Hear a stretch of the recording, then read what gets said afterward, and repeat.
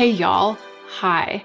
I'm so excited about today's video because I'm going to be reviewing Lethal Cosmetics eyeshadows, which I've wanted to do for a really long time, partly because the eyeshadows look beautiful and all of my friends who've ever tried them have loved them, but also because they have this amazing palette designer on their website. It's just like the most advanced palette designing system online that I've ever seen from any brand.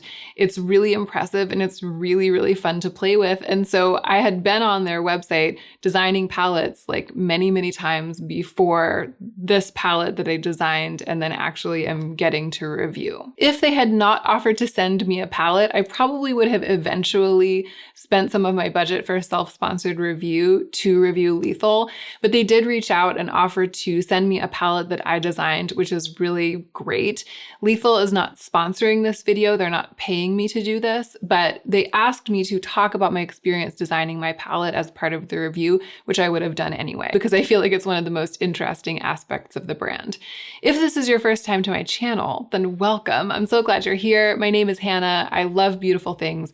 I really enjoy reviewing makeup and talking about what's new to the market, but I try not to buy too much. And I'm also aware that as a beauty lover, it can be hard not to spend too much money. So I always keep that in mind and I try to focus on quality over quantity when I'm making content. If that sounds good to you, I hope that you'll subscribe, and let's go ahead and get into the meat of the video. Let me tell you how this review is going to unfold. First, I will roll the footage of myself designing the palette on Lethal's website with their palette designer, and I'll talk to you about how that went. Then we'll switch to an overhead shot so that you can have really good close-up footage of me unboxing the palette, taking the shadows out and putting them in the palette, and then swatching all of the shadows. And in that section, I'll be talking to you about the differences between the way that they looked online and the way they looked in person, if there are any. And I'll be talking through the experience of touching them and swatching them for the very first time, because that was the first time I had ever seen any Lethal shadows in person. After that, we'll come back to this face-to-face shot and I'll talk to you about my experience putting these shadows on my eyes, because I've been able to play with it a couple of times since I filmed the unboxing.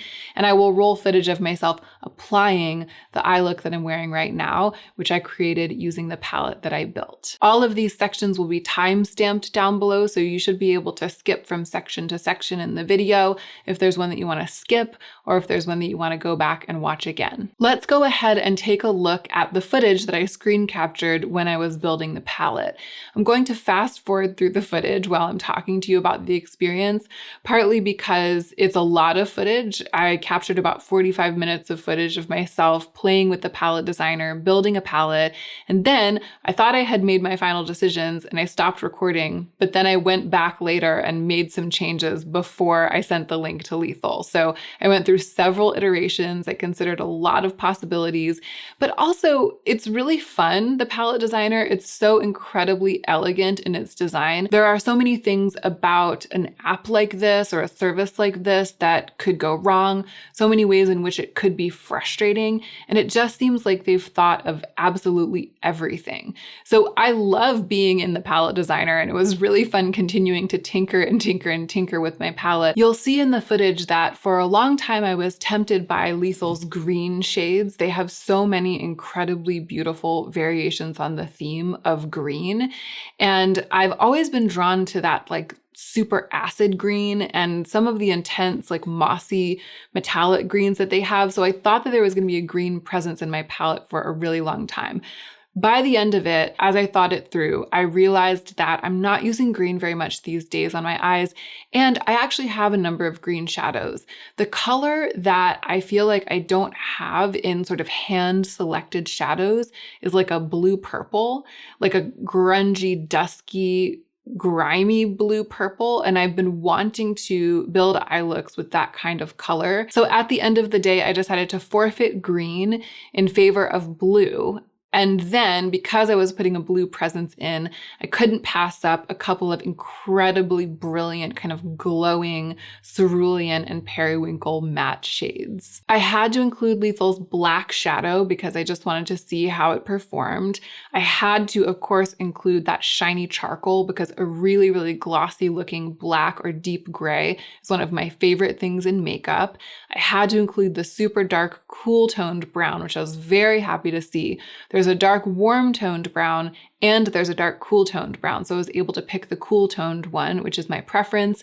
And then I went ahead and included a handful of the kinds of neutral shades that I use all the time. So a shimmery taupe, a really bright shimmery bronze, a rusty matte that I like to use to blend out that kind of thing, and then a couple of sort of putty colored mattes that I like to put all over the lid when I'm wearing a basic matte eye, which I've actually been doing a little bit more lately than I historically have done. So I ended up with a palette that's basically half cool and half warm.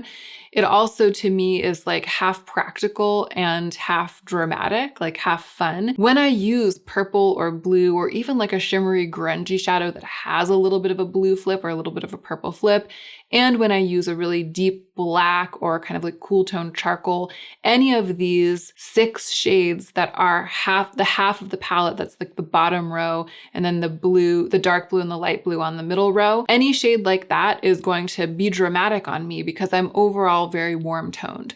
So half of the shades in here represent a contrast to my natural coloring. That represents drama and excitement and doing the most with my eyes. The other half of the shades are shades that are going to blend better with my coloring. They kind of come naturally out of my skin tone and my hair and everything like that. So those are shades that are going to be easier for me to wear, more natural. However, I'm intrigued by the idea of mixing those two things together. I was lightly inspired by the Natasha Denona Bronze palette, which is a palette that has one aspect that I really, really love. It has these warm, ruddy bronzes and like spangly neutral shades that I'm really attracted to and that I find really easy to wear. But then it has, I think, a couple of shades that can be used to make a look more dusky that are basically purple or like versions of purple. They have purple in them. And that idea of combining purple or like deep purpley blue with a basic bronze palette, that is something I like about the bronze palette, but I didn't want to buy the entire bronze palette just to have that. I felt like it was something that I could build myself.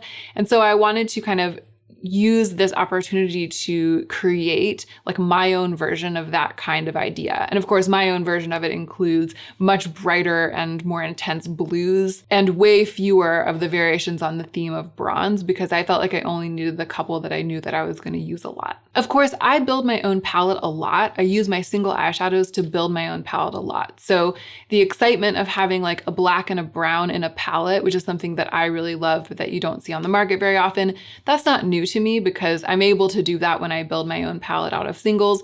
But it is, of course, extremely gratifying to do it with these 12 shades, all from the same brand, neatly fitting tightly into their little palette all together, all the same shape. And just, I mean, it's, you know, it's extremely aesthetically pleasing, extremely gratifying to someone who loves color and texture and makeup. I had no regrets after I pushed send and after I had like finalized the decision. I couldn't wait to see it in person.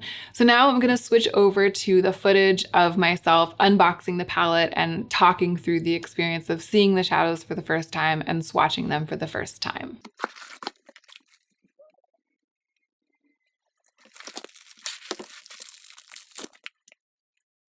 Okay, this is the palette. Very exciting. Objects in mirror are braver than they appear. It feels good. It's actually more petite than I was expecting, but I like that. I like that it feels compact. Okay, let's get into the eyeshadows. I opened the box and then I stopped myself because I realized I wanted to film it. So I haven't seen them yet and I'm really excited. Gosh, it feels like kind of a lot. But no, it's 12. It's exactly the 12 shadows that I ordered. All right, I'm going to take them all out of their sleeves.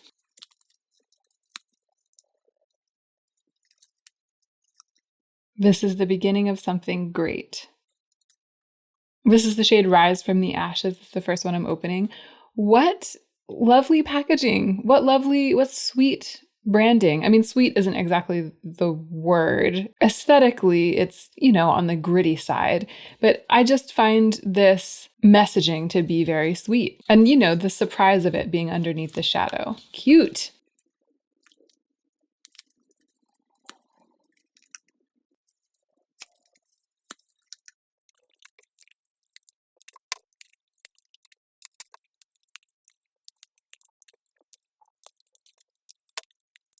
This is the first one, possibly the only one, that has made any kind of mess in transit. The packaging has some crumbs on it, but the surface of the pan hasn't been impacted at all, which is nice. Okay, first impressions. The packaging is absolutely beautiful. They all came in perfect condition and they look stunning in person. I'm really excited. I'm excited to put them in my palette and I'm excited to give you some swatches. But I'm a little bit surprised by some of the shades. I'm not surprised that I'm surprised. It's difficult to represent color accurately online. So I was expecting there to be some slight differences between some of these colors and the colors on my screen when I was building my palette.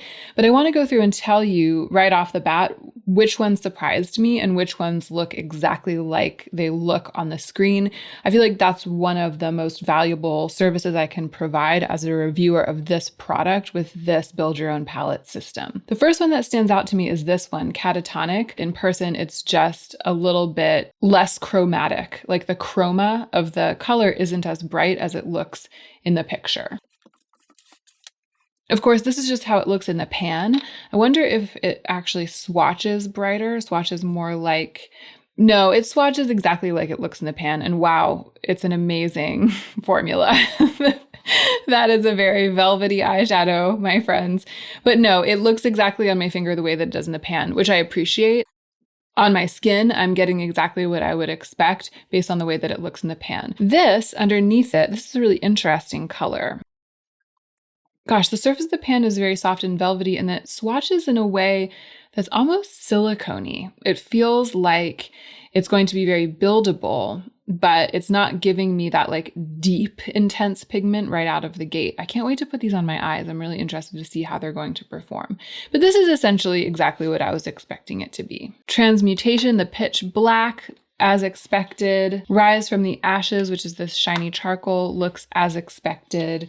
This one looks just the way that I expected it to look. Altitude, it's like a glowing periwinkle matte. That's exactly what I thought that it would look like.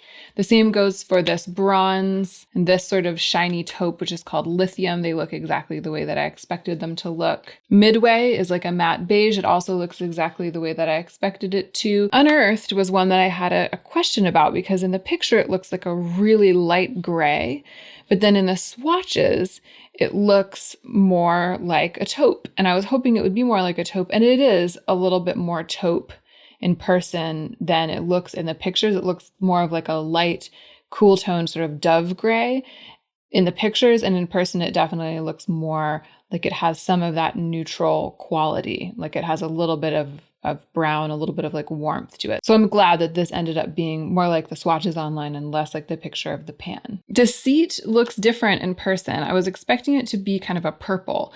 In person, it's definitely blue. When I look at this, I'm like, this is a navy blue, which it says that it is in the description online. So again, I'm not disappointed. I am glad that it looks like this. I think it's going to be a great addition to this palette. But when I look at the picture of my palette, it looks like it has a deep inky purple matte in it. And this palette doesn't have a purple matte. It has like this dark blue matte. Stargaze essentially looks exactly like I was expecting it to. Can't wait to swatch that one.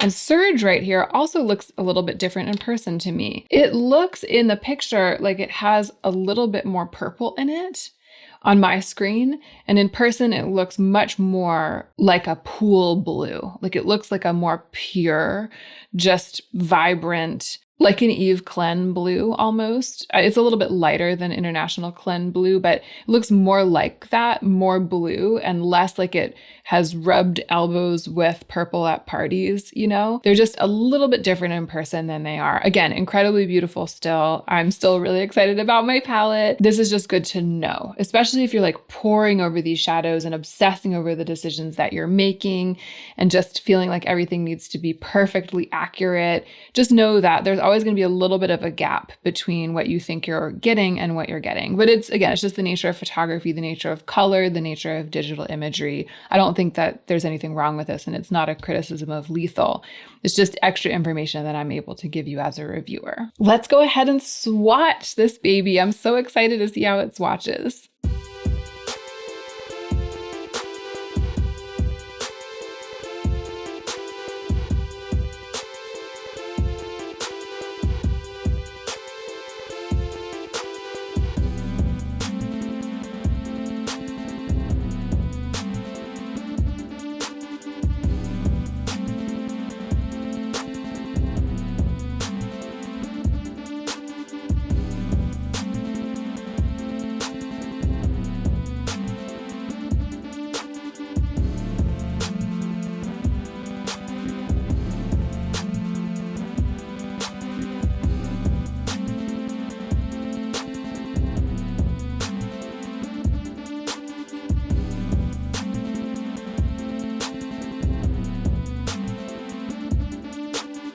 Oh no, I forgot to give the close-up of these. I was so excited to swatch them.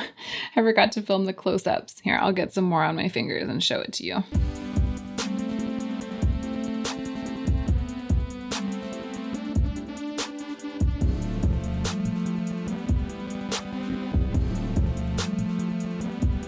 I'm actually glad that happened, and I'm going to now like apply more to these swatches. It's like a double layer, because I think that this is showing what I expect to be one of the most prominent qualities of these shadows just based on swatching them, which is buildability. It's been a really interesting experience swatching these for the first time, having never used anything from Lethal, because the mattes, as far as I know, are legendary in the makeup world. Everyone's always talking about these mattes, but they don't swatch with that kind of like super intense opaque pigment. The colors are strong, the colors are there and very true and beautiful, but I feel like you're going to have to build in order to get them. But that's a really good quality for eyeshadow, because it means that you can apply a sheer wash if that's what you want, or you can build to a really bright color if that's what you want. So I understand why this is happening. I understand why these are legendary mattes and they're behaving this way. It just isn't quite what I expected. The black, for example, it does look like if I keep building it and keep building it, or, you know, if I pack it in my outer corner, for example, I'll be able to get it to be completely velvety opaque the way that it looks in the pan. But the swatch of it, the initial swatch of it, you can see my skin through it. So I'm expecting these to be very versatile. The metallics actually surprised me. Everyone's always talking about the matte formula when they're talking about Lethal, but I'm really excited to try Lithium, this one. I mean, it just looks much more dimensional when swatched than I expected it to. And I'm also really excited, of course, to try Stargaze, this one right here. I actually kind of wish, having swatched these 4 metallic shades that I ordered, I kind of wish I had gotten more metallics, although the mattes are all really pretty. I'm very happy with the color story too. I'm excited to do some grungy looks that have these like electric blue accents. This is a color that I've always been interested in when it comes to eye makeup, but I feel like I've never really gotten deep into making looks that feature this color. I've always actually ended up doing other things, but I've always felt like a strong interest in a super bright electric blue. I feel the same way about a super bright sort of soft periwinkle. And I feel like these shadows are going to give me more motivation to build looks around those colors than I've ever had before. I'm also really glad that I have this kind of inky navy, because I will be using this a lot to enhance looks that are built on these blues. And the same with these kinds of like sparkly, grungy blue and blackened charcoal shades. I just feel like there's a lot there that will work both with my sootier, grubbier aesthetic and also have bright color. If you are looking to add purples or blue purples into your lethal palette, you might need to go for some of the more purple purples than these. These blues that appear online to have a touch of purple don't actually really have a touch of purple in real life, except for maybe this one. This one might have like a little bit of purple in the reflect, but these ones don't seem to have purple pigment mixed into the color. In the long run, it's probably good for me because I do have some purple shadows, but I don't really have intense blues like this, so it feels fresh to me, and that's exciting. So here's my palette in person a few days later. It has gotten used a couple of times. I still think it's incredibly beautiful. In fact, it has grown on me since the unboxing, especially because I've gotten the chance to use it and to see how these shadows perform on the eyes. So let me tell you about the experience that I had when I was first playing with them, and then I'll show you the footage of myself applying the eye look that I'm wearing today. So the first thing that I did, classic Hannah, the first time that I opened this when I had a chance to put it on my eyes, I went into this shade right here, Lithium, which is described on the website as taupe with a metallic finish, and definitely looks in the pictures like it's taupe with a metallic finish. And in the pan, I can see why they described it like that, although it has in the pan a hint of, I think, pink, a soft, like nudie pink, which that hint was actually proved to be a preview of coming attractions when I blended it out on my lid. It looks like this shade has a lot of rosy pigment in the very creamy base shadow, and then the reflect is more of like a taupe. It's like that cross between gold and silver. I'm not mad at it because I really love this color for eyeshadow, and it's something that I use a lot, especially for one and done looks. But this is much rosier than I was expecting it to be. I don't think I would call this a taupe.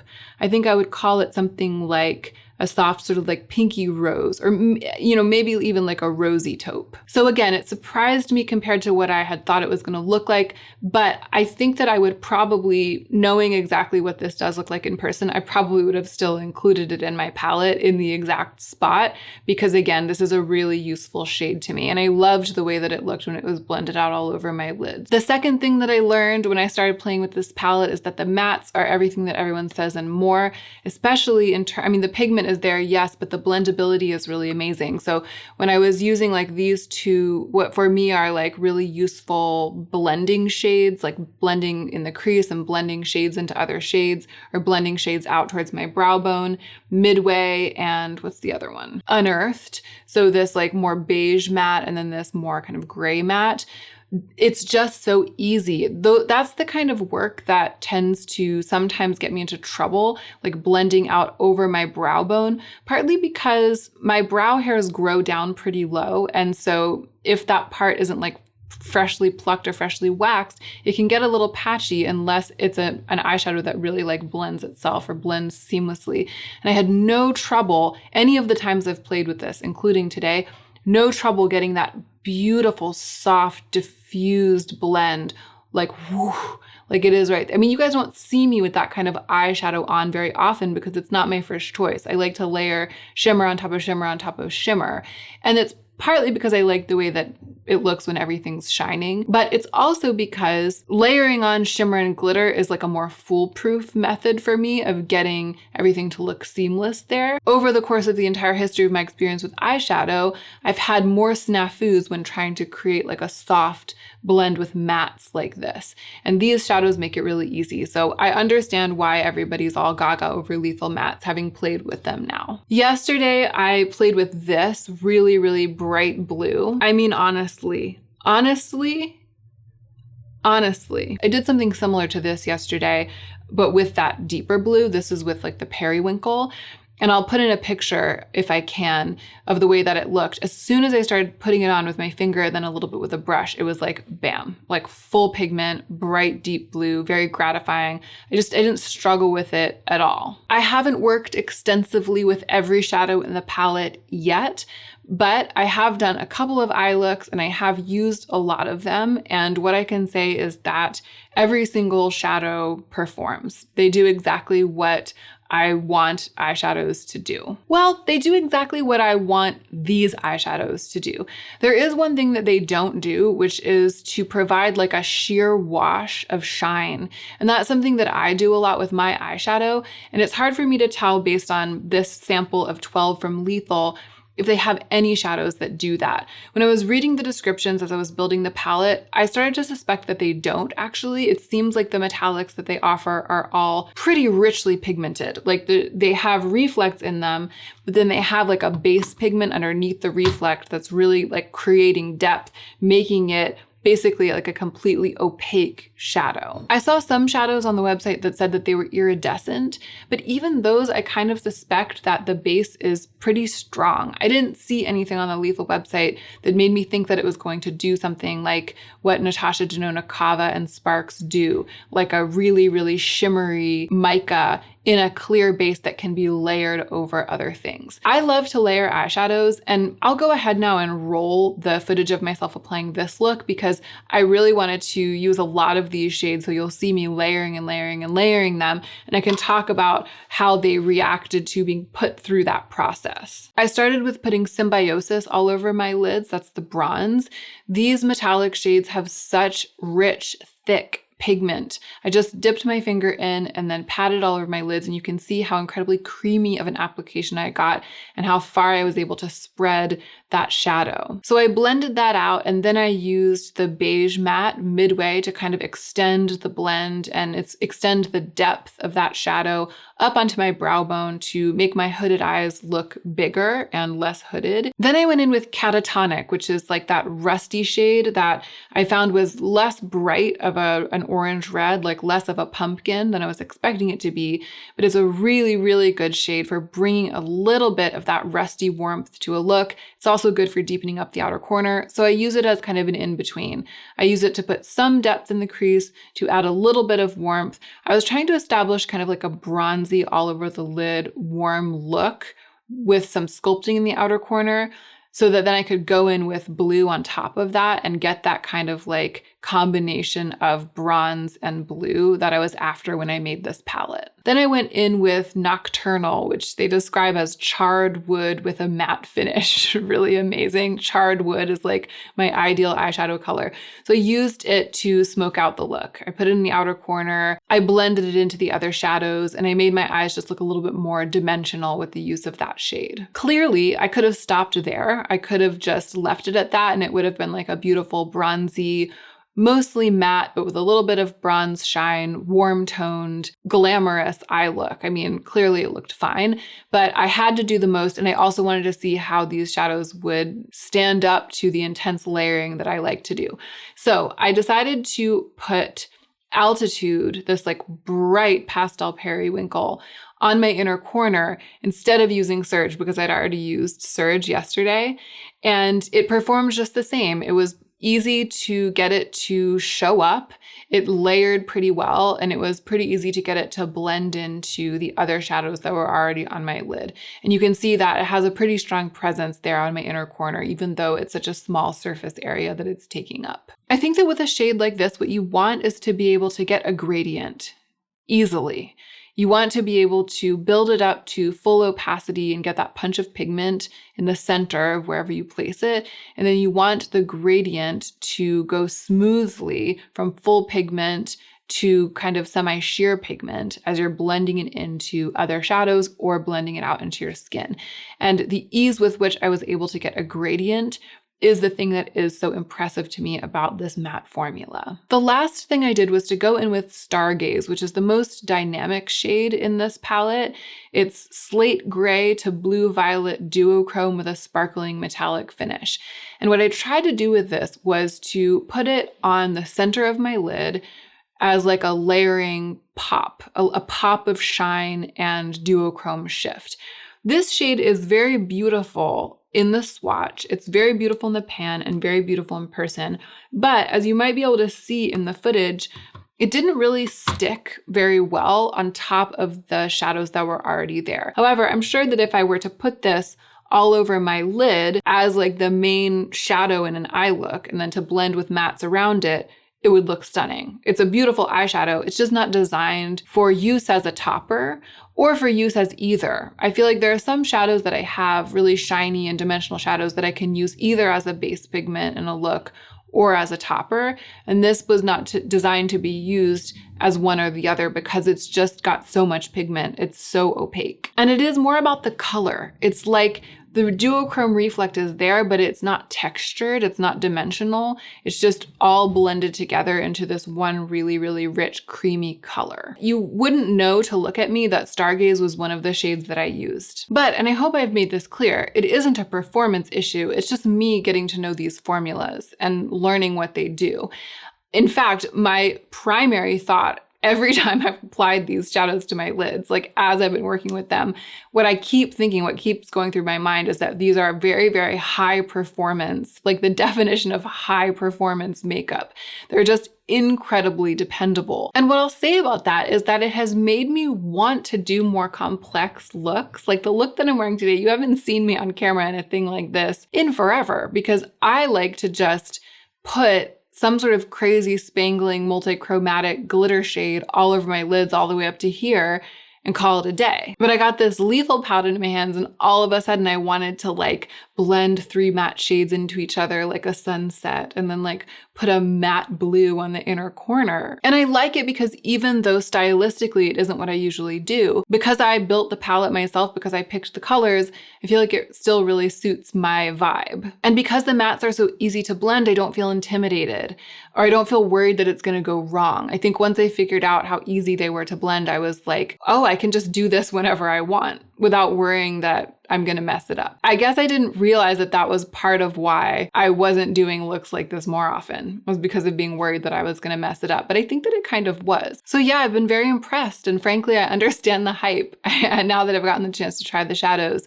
I'm trying to remember what the caveats are. I mean, I think I said this in the overhead portion of the footage, but you can really see it right here. If I put up like a picture of the palette on the screen, you can really see the difference with the undertones of the blues. You can see that this blue and then the dark blue, they both look on the screen like they're going to read a little bit more purple, and this pale periwinkle as well. So the picture of the palette that I'm looking at on my computer screen here definitely looks like it has a purple presence, and this doesn't. There's always going to be a little bit of a discrepancy between what you see on the screen and what you see in person. So if you ever decide to make an order from Lethal, you know, be prepared for that, but that's also true when you're ordering any makeup online. I'm just mentioning it here, even though that's always true. I'm mentioning it here because part of the pleasure of this experience is that feeling of total control. And so I'm just putting it out there to caution you, if you decide to dive into it and build one of these palettes and get it, that control only extends so far when you can't see the thing you're buying in person, especially when you're trying to figure out exactly what color something is. And buying eyeshadows is a lot about trying to figure out exactly what color something is. But you know, I'm not disappointed at all by this. I'm really, really excited. I love it exactly how it is. I just want you to have that in the back of your mind, to like be thinking about it as being a slightly imperfect process if you decide to click through and buy one of these palettes, because I don't want you to be disappointed. So I will write the shade names of all 12 of these shadows in the description box down below in case you happen to love my palette and you want to build it, or if you want to build your own palette, but based on some of these shades, just so you'll know exactly what it is that I have right here. Lethal also gave me a discount code that you can use if you decide to buy one of these palettes. But as always, I'm just going to end by reminding you that, especially if you're a beauty lover, you might already have enough eyeshadow. You might already have all the eyeshadow you need. You might actually already have all the colors of eyeshadow that you would choose if you clicked through and built a palette on Lethal's website and bought it. Of course, the formula to me is what's really special about this. I mean, I think obviously the colors, I love them, but I think that the matte formula is what really makes this stand out. But I don't want you to fall into the trap of thinking that you need to build yourself a palette in order to look the way you want to look, in order to enjoy makeup, have fun playing with makeup. If you have a vision of an eye look that you want to do, the chances are pretty strong that you can build an eye look exactly like it or very similar to it using what you already own. But if you're out there and you've had Lethal Cosmetics eyeshadows on your wish list for a really long time and you've just been waiting for one more review or waiting for a 20% off coupon code, and you have money in your budget and this is how you choose to spend your money, I gotta say, I kind of give you my blessing about this formula, especially if you love mattes and you love those like really, really soft blended eye looks like this one that I have on today, because they make it really, really easy with this formula. And again, everything from soup to nuts is just so well executed, from the experience of the palette designer through to the packaging and the way the eyeshadows are presented. The whole thing has just been a joy for me to do it, to review it. It's been fun. I hope you enjoyed this video, y'all, this multifaceted video. We had the angles, we had the B-roll, we had the screenshot, we had a little bit of everything. It was like a whole production. I hope that it was fun for you to watch. I really appreciate you for being here, and I really hope you are taking extra good care of yourself so that you can be the most effective version of yourself as you do your work in the world.